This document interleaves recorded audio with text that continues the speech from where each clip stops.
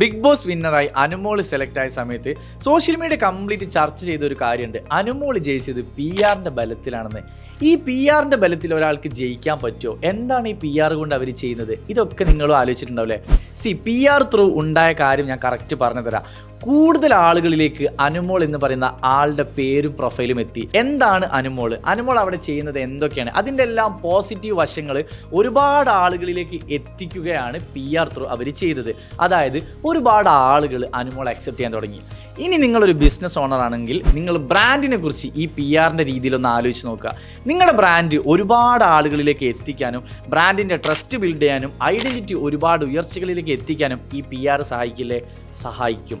അതാണ് digital marketing. അതായത് digital marketing through actually നിങ്ങൾ ചെയ്യുന്നത് നിങ്ങളുടെ ബ്രാൻഡ് മാക്സിമം ആളുകളിലേക്ക് എത്തിക്കുകയാണ്.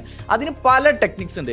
SEO ചെയ്യാൻ പറ്റും, അതുപോലെ തന്നെ ആഡ് ചെയ്യാൻ പറ്റും, മെറ്റ ആഡ്സ്, അങ്ങനെ ഒരുപാട് ക്യാമ്പയിൻ, പല കാര്യങ്ങൾ വെച്ചിട്ടാണ് ബ്രാൻഡിനെ ഒരുപാട് ജനങ്ങളിലേക്ക് എത്തിക്കുക. പക്ഷേ ഇത് ചെയ്യുന്ന സമയത്ത് പ്രോപ്പറായിട്ട് ചെയ്യണം. ഇപ്പോൾ PR ഒരുപാട് കണ്ടസ്റ്റൻസ് ചെയ്തിട്ടുണ്ടാവും, പക്ഷേ പ്രോപ്പറായി ചെയ്യുമ്പോഴേ അത് ആളുകളിലേക്ക് പോസിറ്റീവായിട്ട് എത്തുള്ളൂ അല്ലേ?